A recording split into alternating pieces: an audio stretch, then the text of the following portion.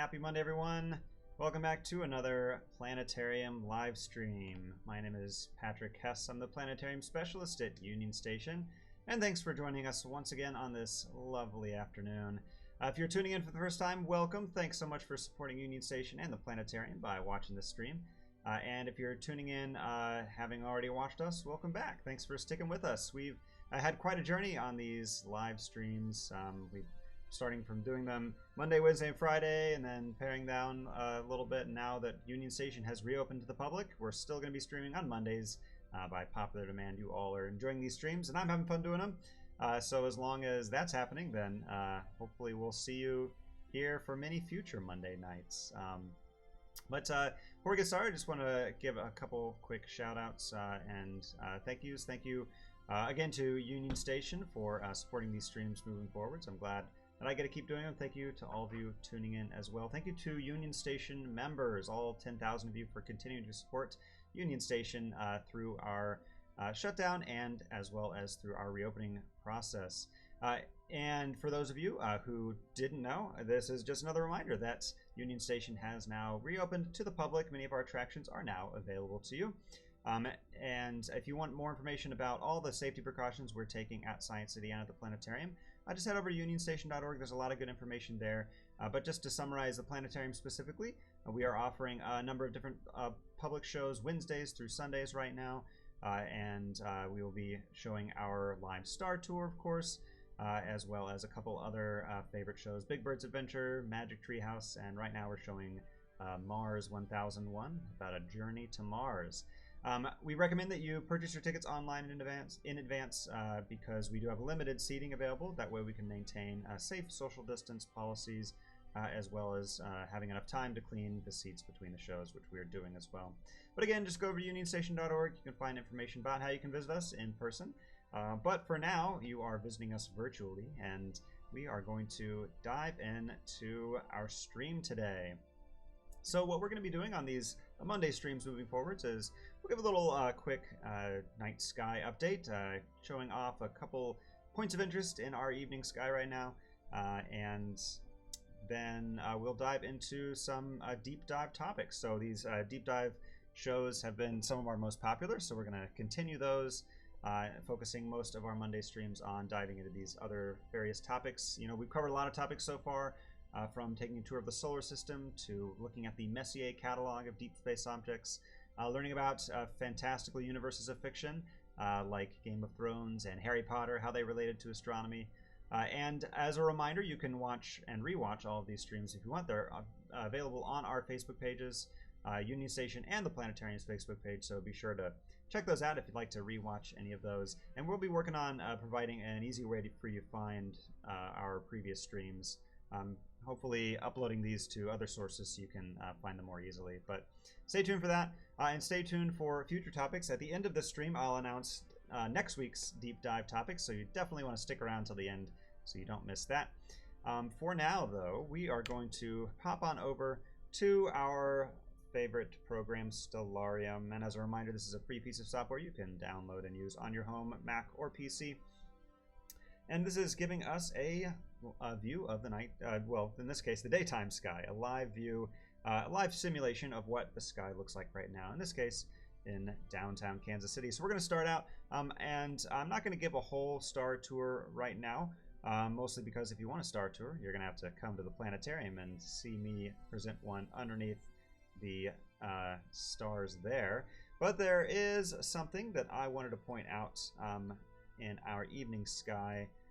And actually, this is going to be something over in the eastern sky that will be rising a little bit after sunset, about an hour, well, about 2 hours after sunset. And now we have our lovely Kansas City skyline here, but unfortunately, this the Liberty Memorial to our south is hiding quite a bit of our view of the sky. So I'm actually going to switch things to just a flatter vista there, because in the southeast sky right around 11 p.m. tonight here in Kansas City or in other places in the Midwest, you'll see two very bright points of light that will have just risen. Now I've pointed these out before, but I do want to bring these up yet again because these 2 points of light are very interesting and notable. First of all, they'll be the brightest points of light for the entire evening tonight after they rise. So you'll definitely notice them if you get a view of the horizon, if it's not too cloudy.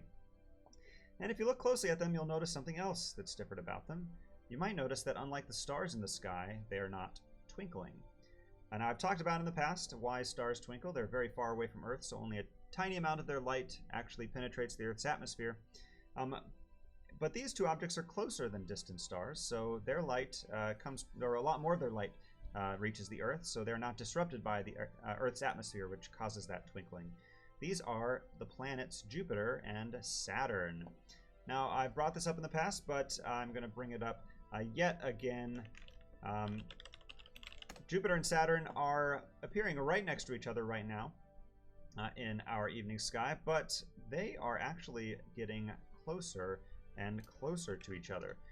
Now, the planets in the sky will not always appear in the same place, depending on the time of year and depending on the year, because the planets orbit the sun at their own pace. So some of them orbit around a little bit more slowly than others. But Jupiter and Saturn are pretty close together right now, and they don't usually appear this close. This event actually happens only once every about 20 years, and they're getting closer and closer together until December 21st, where these two planets will appear right next to each other. They'll actually be so close together that you won't even be able to tell the difference between them with the naked eye. And if you look through a telescope at them, you will be able to see them in the same frame. So this is called the Great Conjunction. And like I said, it's a rare event that happens only once every 20 years. So mark your calendars, December 21st of this year. As a coincidence, that coincides with the winter solstice. This Great Conjunction does not always happen around that time of year, but this year it does happen to fall on December 21st. And if you have not subscribed to the Planetarium's Facebook page, that's the Arvin Gottlieb Planetarium, be sure to do that, because we will be making announcements throughout the rest of the year and into the fall especially, for opportunities for you all to look through a real telescope and see this event for yourselves. We will set up a telescope at the planetarium where you can see this Great Conjunction. And on that evening, December 21st, fingers crossed that the weather holds out, we will definitely be viewing that. So, like I said, be sure to subscribe if you don't want to miss that awesome event. And if you'll give me 1 second, I'm going to adjust my lighting here.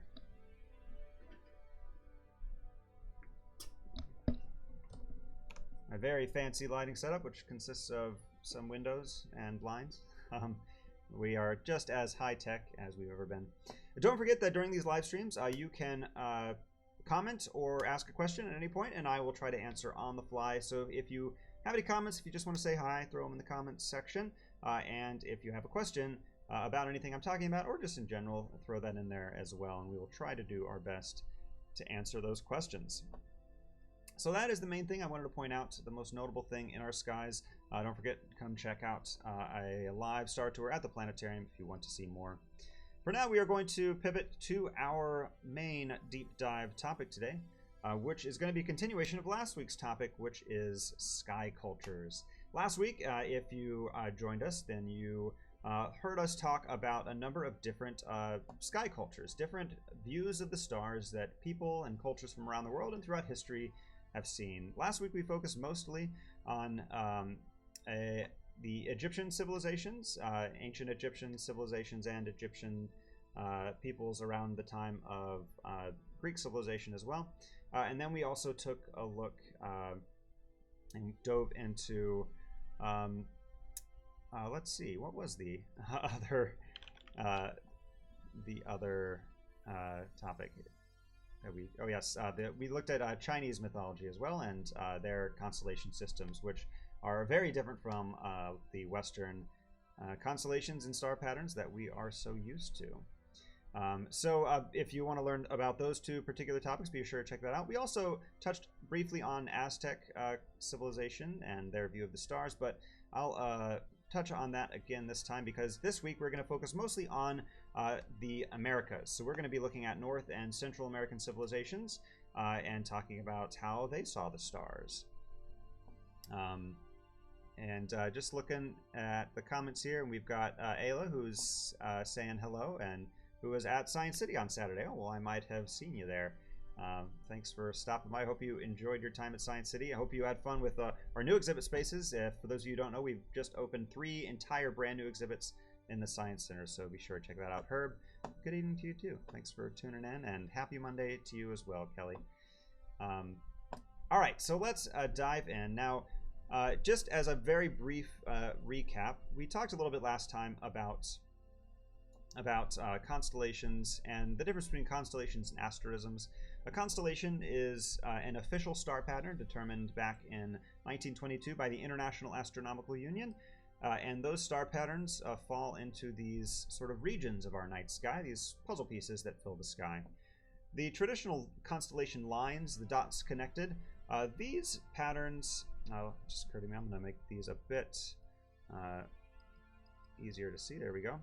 These star patterns are actually what we call asterisms, so they are not the official constellation. So again, a constellation is a region of the sky, and asterism is a pattern in the sky. And so we focus mostly on asterisms. So a lot of the asterisms you're familiar with, like the Big Dipper or the Big Bear, things like that, those are mostly cultural, and they will differ between the different cultures. But again, a constellation is more of a scientific tool, a region of the sky used for mapping things out. A lot of people chiming in and saying hello. Tom, hello. Tammy, hello as well. Thanks for tuning in. Again, I recognize you. Jana and Sherry all saying hello as well. Lacey loves writing about the stars, or loves writing, and the stars inspire them. Glad to hear that. And Becky, hello from a native Kansas City girl. Well, hello from a native Kansas City boy. Good to see some Kansas Cityans around here. So, okay, let's dive in. I'm getting so distracted by seeing all of you say hello, which is amazing, and keep chiming in the comments. I love seeing all of you saying hi, because it makes me feel like there's a big crowd, and I like presenting to big crowds, which is why this whole digital thing has taken a little while to get used to, but hopefully by now it seems okay. All right, so back to Stellarium. We are going to be talking about some other North American cultures. Now I'm going to adjust my view a little bit because right now the horizon is blocking about half of the sky. So we're just going to cheat, and we're just going to turn the landscape off. I'm also going to turn our solar systems, the solar system objects off, like the sun and the moon, just to get them out of the way, because we're going to be focusing on stars and asterisms. And then we will just turn the atmosphere off, which will take that twinkling away, but let us see the stars a lot more clearly. And here we have a full view of our entire celestial sphere. Whoa, it's kind of trippy to see it projected in that way. If we zoom in a little bit, though, it's a little easier to wrap your mind around. So we touched a little bit on Aztec civilization last time, and just to recap, the Aztec civilization spanned an area around modern central Mexico, and this was from about the year 1300 to 1521. And to them, their knowledge of the night sky and star movements was really important for their calendar systems, as well as measuring agricultural, time to plant and harvest crops and things like that. Unfortunately, a lot of the knowledge of the Aztec civilization and their perspective of astronomy was lost during the Spanish conquests of the 16th century. But fortunately, some of it was preserved in documents called Tlacuelos,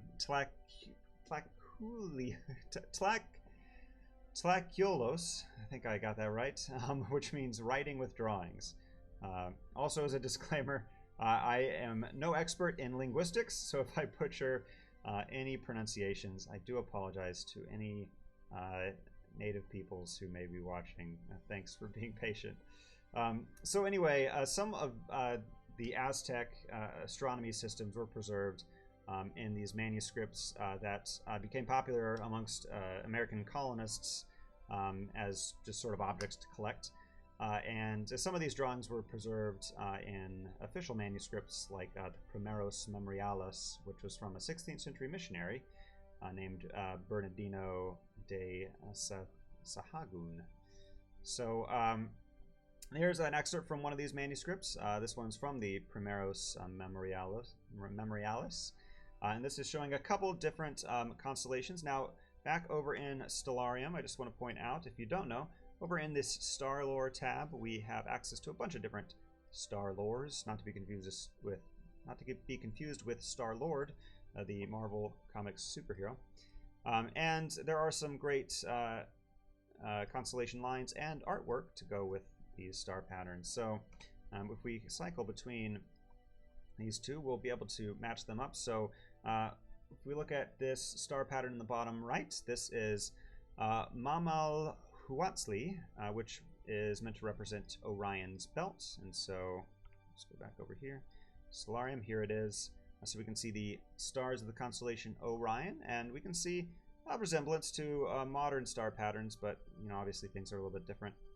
In Aztec mythology, this represented the wood sticks used to light the fire during the Taxiu Mopilia celebration, which happened every 52 years. This meant the binding of the years.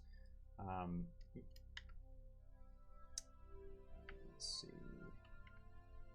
So, yes, so here is just an artistic depiction of that the wood sticks used to light that fire. Let's go back over here. If we look at the top left up here, this little collection of stars, this it corresponds with the Pleiades star cluster, which we have talked about before on our previous star tours, and we can zoom way into the Seven Sisters in Greek mythology. In this case, though, in Aztec mythology, these represent a market or a crowd that was gathered together. There we go.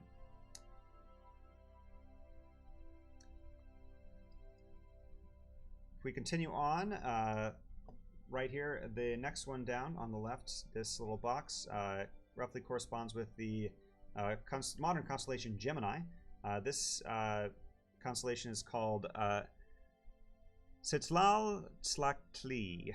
Oh boy, I'm sure I did not pronounce that perfectly, but this roughly translates to Ball Game of the Stars, and this game in Aztec mythology and culture was endowed with a ritual significance, and they used a natural rubber ball that its movement was said to sort of represent the movement of the sun and the moon across the sky. And here's a photo of some people replicating this in modern times. And then lastly, so let's take a look at this one, second bottom from the left over here. This is Zoneculi, and this one corresponds with a star pattern a lot of you are familiar with, which is the Little Dipper, or Ursa Minor, the little bear. And so we can see the Big Dipper right here and the Little Dipper next to it with Polaris, the North Star, at the end of it. In Aztec mythology, though, this represents, or its name means twisted foot, and it's roughly related to a character named Nanahuatzin, who represented the sick and poor in Aztec mythology. So let me pop back up here and see anybody else who's chiming in the comments. Lacey's asking, have I done anything on medieval or Renaissance views of the stars? That would be neat. That could be interesting. That's a great idea for a topic. A lot of that would focus on the sort of medieval or Renaissance views of cosmology. Obviously, around that time there was some controversy between perspectives on whether or not the Earth went around the sun or the other way around. But that could be interesting to go through that. It's sort of the evolution and in some ways de-evolution of our understanding of the cosmos. It's a common misconception that people and humans around the world thought that the Earth was flat until until a few hundred years ago, but really people knew the Earth was round for thousands of years, and it was only during medieval and Renaissance times that some of these ideas were challenged by other competing viewpoints, I will say. But that could be a really interesting topic. Tammy is asking, do the constellations ever shift positions, or do they stay in the same position? That's a great question. Unfortunately, we don't have time to dive into that, but I will encourage you to watch some of our previous streams where we have talked about this, specifically the idea of precession. I do dive in depth into this topic in our brand new summer star tour at the Planetarium, so I'd encourage you to come by and see one of our live star tours to learn about that. And got some other shout outs. Leanne chiming in. Glad you're enjoying this, Leanne. Thanks for tuning in. Connie is saying, hello, your sessions are always very informative. Thanks for sharing all your knowledge. My pleasure. Thanks for tuning in and listening to me blabber on. Hope it is making a little bit of sense, because sometimes I can get a little long-winded on some of these things, which I'm already doing, and it's already 6:20, and I have a lot of other stuff to cover. Okay, we're going to dive back in, and we're going to continue on to Mayan mythology. So this was another Central American civilization. This one spanned quite a long time. It was concentrated in the Yucatan Peninsula in south of modern Mexico, and their civilization spanned all the way from 2,000 years before the Common Era all the way to the year 1700. Again, right around the time of the Spanish conquest. There's a theme here if you study Central American culture. But we're not going to dive into that. We will dive into a little bit of how the Mayans saw the stars. Now, Mayan culture was one of the most sophisticated civilizations during the European colonization of the North American and Central American continent. And we're going to switch over here to Mayan stars over back in Stellarium here. So these are the Mayan star patterns. So the Mayans were notable because they also developed a widespread writing system that has really allowed modern historians unprecedented insight into their cultural practices, and especially the study of astronomy. They recorded a lot of their knowledge in these things called codices or codexes, and there are a couple of notable codexes that are named after either where they reside or where they were discovered or found later. I'll talk about that in a second. But there's the Dresden Codex, which describes the dates that Venus would pass through each of its visible phases, which is crazy that, thousands of years ago they were tracking the phases of a planet. They were able to do that with really no modern telescope technology. I guess they had really good eyesight. There was the Madrid Codex, which connects astronomy and the practice of agriculture. And then the Paris Codex is the most interesting one relating to astronomy because it collected and described many of the known constellations that we have in our understanding of Mayan culture today. These codexes many of them were taken back to Europe by those early explorers in the New World. Some of them were thought to be forgotten until really recently, actually. The Paris Codex that I told you about, that we basically have or owe all of our understanding of their constellation patterns to, was found in a chimney in the National Library of Paris back in 1859. And it was pretty damaged, but we still were able to reconstruct a few of them and match them with the modern stars, which we see in Stellarium. And so here is that Paris Codex, and you can see only a little bit of it survived. A lot of it was damaged. This, I believe, is a transcription. So let's just talk about, we're not going to dive too in depth into a lot of the constellations that they saw, but I do want to talk a little bit about a few that correspond with their creation myth. And this is another a familiar constellation that you guys might recognize, and this is Orion. We're going to look at again, at least the modern stars of Orion. And the Mayans saw animals as being very sacred and as personifications or reincarnations of various divine energies and things of that nature. And the turtle was one of the notable ones. If you have ever visited any Mayan ruins or anything like that, there are many, many depictions of turtles found throughout there. And this is mostly owed to their creation myth. So in the Mayan creation story, it is explained that 3 hearthstones were placed in the sky on the back of a great sea turtle at the beginning of the current age. And those stars are the stars of the Orion's belt right here. And then stars nearby, the left star of the Orion belt, as well as the 2 bottom stars of the constellation Orion, represent the primordial sort of fireplace that was on the turtle's back. And in the center of this fireplace is the primordial fire, which they saw as the Orion Nebula. So their cosmology included a deep space object, which is pretty crazy. Again, without any telescope technology, they saw the Orion Nebula and they incorporated it into their mythology. If you want to learn more about the Orion Nebula, you can check out our previous deep dives on stellar evolution, as well as I'm pretty sure I talked about it during the Messier deep dive as well. That's just one of my favorite Messier objects. But it's really cool that this is just one of the few constellations and stories that really incorporate a deep space object in it. So I just wanted to bring that up. And also, if you tuned into our first deep dive on fictional astronomy, and we talked a little bit about Terry Pratchett's Discworld novels, which are notable because they take place in a universe where the planet of Discworld is a flat planet riding on the back of a giant turtle. So you can maybe see somewhat of a connection. Maybe there is some inspiration from Mayan mythology taken to develop that universe. All right, so let me just take a quick look at the comments section, between sections. So Eric's chiming in.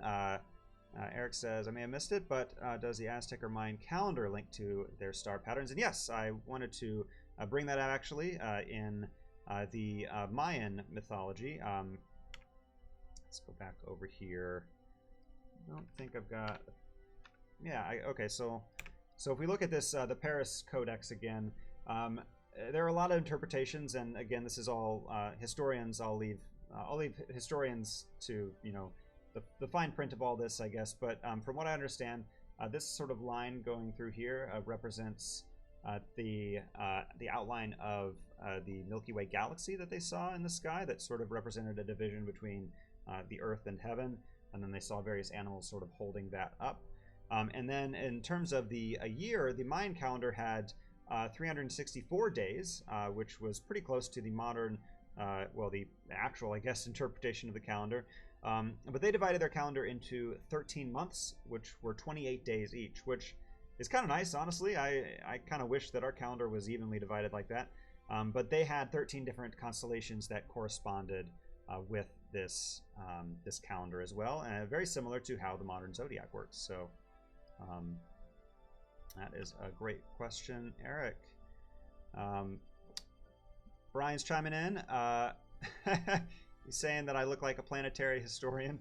Well, I won't make any claims about that, but I'm definitely interested in the history of all this stuff. But thanks for watching, Brian. I'm glad to see you tune in again. And Cynthia's saying, yeah, it just tells you what light pollution does. Right, exactly. You know, thinking about these ancient civilizations who are incorporating deep space objects, were able to see the phases of Venus just with the naked eye. Yeah, makes you wonder, you know, what, how everybody would feel about the night sky without all this light pollution. And Holly, thank you guys for doing these videos. I love listening and learning. Well, we love speaking and teaching. So as long as that keeps happening, then I guess we'll keep doing these streams. So thank you all so much for your comments, and I really appreciate it. Keep them coming. I love hearing you guys chime in. Yeah, makes it feel even more dynamic. All right, it's 6:30, but there's one more topic I promised and wanted to cover, and that is a Native American mythology. Now, there are a lot of different peoples in North American, indigenous peoples to North America, and we don't have time to cover all of them. There also just is limited information about a lot of them. I wanted to cover, a lot of northern peoples, but there's just not a lot of research on, readily accessible research at least, on like Inuit mythology and their star patterns. If you have a great source for that, send it my way, because I would love to talk more about that. So what we're going to do, we are going to focus on a few tribes that were grouped together into one of the largest groupings of Native American peoples, and that is the Great Sioux Nation, which comprised a number of different tribes, most notably the Dakota, Lakota, and Nakota tribes. And this is one of the largest and most widespread Native American peoples native to North America and to the United States.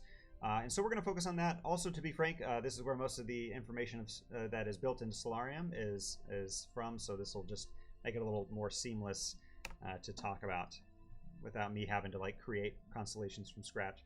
So we're going to go over to, we're going to find them somewhere. There we go. All right, let's switch to those star patterns. These even have colorful pictures, which is pretty nice. Okay, so let's talk about these.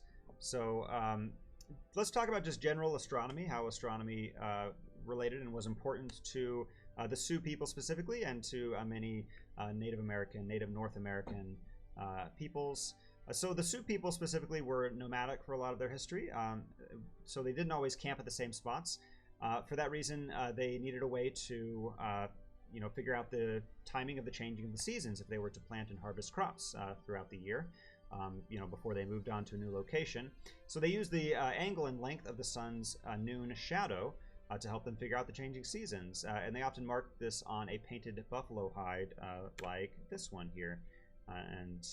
This is a painted buffalo hide with star positions, and they were able to use this with other markers to essentially figure out what time of year it was. Pretty cool. They have these sort of portable clocks or calendars that they carried with them. The Sioux people and many other Native Americans, and many cultures around the world through history, they strongly believed in a relationship between the earth and the sun. In a lot of their imagery, you'll find this sort of inverted triangle symbol, which represents the stars and the sun above, connected to the earth below. They considered the buffalo to be the embodiment of solar power, and the teepee to symbolize the people on Earth and how they lived. And these people, these Native American peoples, were one of the peoples who used the teepee as their most common dwelling. The Sioux people, we were aware of the ecliptic, which we've talked about during previous star tours. The ecliptic maps out the sun's path along the sky in the daytime and the nighttime. Of course, in modern astrology, that modern astrology corresponds with the ecliptic. Yeah, they say the sun is in the house of your constellation on your birthday because the sun is in front of one of those constellations on your birthday. And so that ecliptic is sort of a line that kind of cuts through the night sky. The Sioux people saw this as significant as well, and they recognized that its significance to the changing of the seasons, and the position of the sun along the ecliptic to the Sioux people specifically alerted them to different times of the year to perform particular ceremonies that corresponded with different times of the year and different religious rites that perhaps helped with agriculture and things like that. For example, during the spring equinox, the sun is in their asterism, the dried red willow, which roughly corresponds with the modern constellation of Aries, and there it is right there. So again, this Sioux star pattern is along the ecliptic, just like the modern constellation Aries is along the ecliptic, the modern zodiac sign as well. The buffalo migratory paths around their tribal lands also corresponded with various sacred locations tied to the sun's position, and some of the Sioux people believed that eating buffalo meat at those locations was considered to be eating energy directly from the sun because of the sun's position and its ties to that. Let's see. Just want to check comments. Eric's jumping in saying, in these ancient cultures were astronomers considered a special group of people like their religious leaders? And that's a good question, and it will differ and depend on the various different cultures, but you'll find that in a lot of cases astronomers were important and seen by their leaders as important members of society. Occasionally, or often this was tied with religion, but a lot of times it was tied with royalty and governing bodies, because astronomers were often the keepers of calendars, and that was really important for commerce as well as agriculture. So you'll look at a lot of these ancient cultures and you'll see, the kings or the leaders will have astronomers in their sort of royal court to help them and to make official announcements about times of the year and things like that. All right. So one other thing about the Sioux Nation culture is there is a sun dance that is very important to them. Its official or traditional name is translated to mean dancing in the circle of light, and this dance was performed after a large tree is placed at the center of a circular path, and they call this the Tree of Life. And then this plot is surrounded by 28 tree poles, which are perfectly aligned with the rising sun in the east. And as the sun makes its journey through the daytime sky, the shadow is cast by those 28 poles. They'll tell the participants about when to perform specific types of that sun dance ceremony. So again, a lot of things are tied to the position of the sun, as well as the stars. And the position of the sun is astronomy. The sun is a star, after all. So let's dive in briefly to a couple of these asterisms, these star patterns, and their significance. The star pattern that roughly corresponds with the modern Gemini constellation is called Matotipi, which means the Bear's Lodge. Oh, there it is. So these stars represent the modern Gemini, and to the Sioux people, it was the Bear's Lodge. Now, this actually corresponds with a place some of you may have visited called the Devil's Tower, which is also known as the Bear Lodge Butte, and this is in the Black Hills of northeastern Wyoming. And this famous feature was a sacred place to the Sioux people, and it also related to another star pattern called the Winkinkala Sakoan, or Seven Girls, and that can be found right here, which is a group of stars, which is a bit hard to see with this art here, but this is the Pleiades cluster. Yet again, popping up, the Pleiades cluster, a very notable cluster of stars present in many different mythological traditions. And so these two star patterns, the Bear Lodge and the Sisters, are part of a famous story in Sioux tradition. And this comes from the Lakota people specifically. And the story goes like this. So there were 7 little girls playing far away from their tribal camp. And as they were playing, all of a sudden they heard a loud growl from the distance. One of the 7 girls pointed towards the east, and all the girls became shocked and scared when they saw a bear that was bigger and more scary than they had ever seen. This huge bear let out another growl, and it was so loud that it moved the trees themselves. The 7 girls felt the ground below them begin to move, and the huge bear began to charge at them.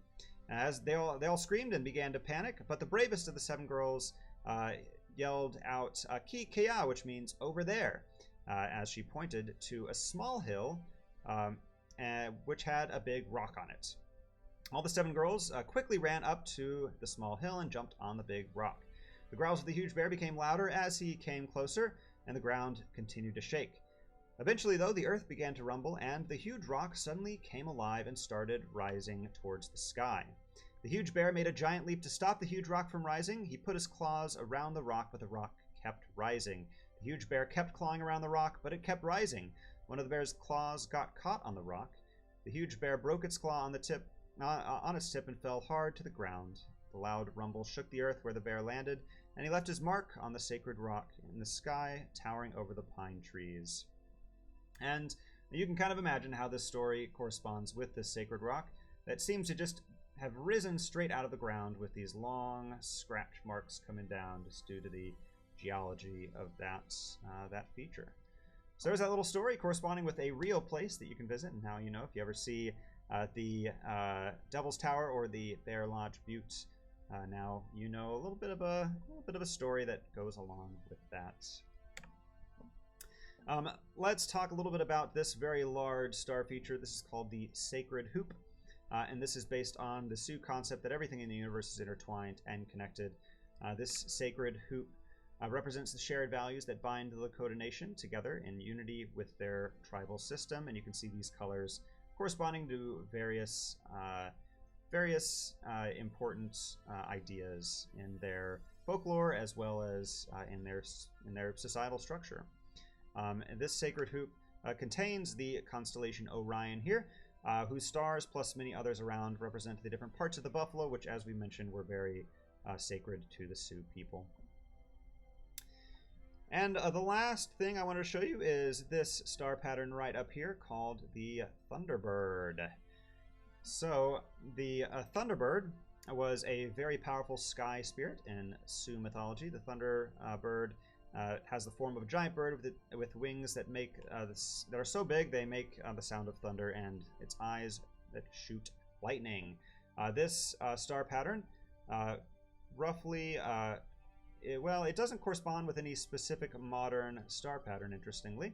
However, it is near the constellation Draco, and in Sioux mythology, this Thunderbird, its mortal enemy was a horned serpent named Unktehi, and that horned serpent was sort of roughly corresponded with the modern Draco constellation.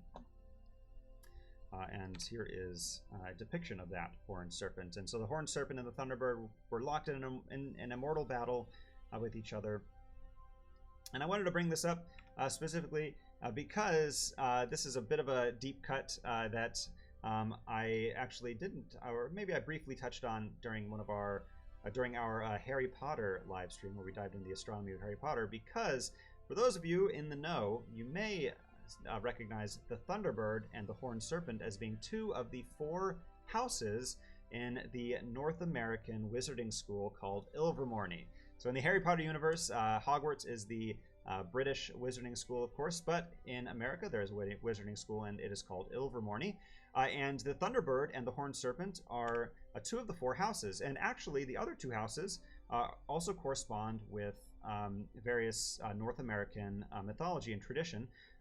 One of the houses is the Wampus Cat, which is a 6-legged cat from southern Native American mythology. And the last one is the Pukwudgie, which is a tiny human-like creature from Delaware folklore. And these 4 houses make up the 4 houses of the Ilvermorny School. So if you want to seem really cool to your friends, then take a quiz where you can find out what your Ilvermorny house is, because that's, you know, way cooler than Hogwarts, right? For sure. All right.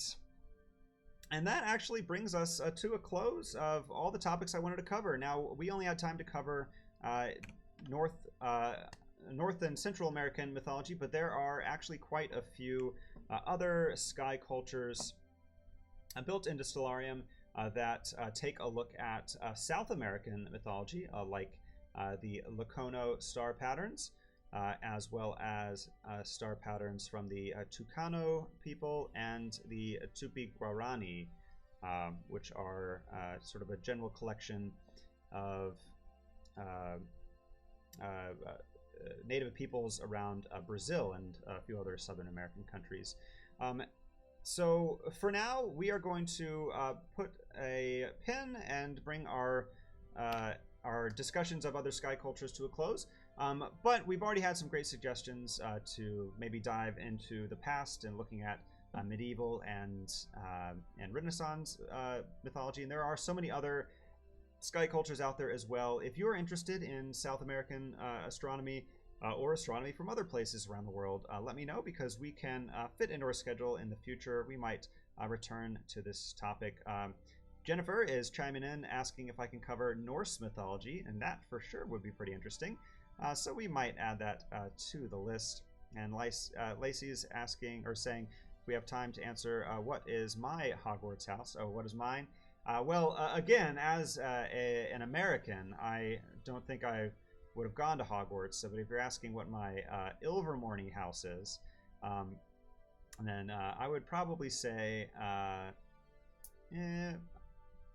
either the Thunderbird or the Pukwudgie, maybe. I'll let you guys look that up. Eric is saying, not long enough, more sky knowledge. Unfortunately, I think all good things must come to a close. And I'll finish things up with one final question from Alex, who's asking, do I have a favorite asterism? Ooh. And that is a great question. And there are many asterisms out there. And again, if we're being very particular about our definitions here, technically all of these star patterns that we see connecting these dots are asterisms, but I'll focus on these sort of unofficial star patterns. And if I had to pick a favorite unofficial star pattern, I think it might be the teapot. And the teapot, and this is actually a great thing to end our discussions with, because the teapot is an asterism that is rising in the later evening sky, and this asterism will be visible higher overhead later on in the summer, and we will be talking more about the teapot asterism, which you can find right here around the constellation Sagittarius. It's connecting these bright stars here. So here's the teapot's handle, the lid, and the spout. And the reason I like this asterism so much is because the spout of the teapot points towards the exact center of the Milky Way galaxy. And there's something very cool hiding at the center of the Milky Way. And I guess you'll have to come to the planetarium to see one of our live star tours to find out what that is. Susanna is asking, what is the background music? We can put some information in the comments about that. For now, though, we are going to bring this stream to a close. Thank you all so much for tuning in, and thank you so much for chiming in. It feels like we have more people commenting and asking questions than we ever have before, so that's telling me that you all are enjoying these, and I am really glad to hear that because I'm still enjoying them too. So hopefully we'll continue these into the future, and we'll definitely see you back next Monday at 6 p.m. Where we will give another update on our night sky. We'll maybe spend a little bit more time going over constellations you can see in our night sky, but the main focus for next week's deep dive stream will be all about Jupiter, the king of the solar system.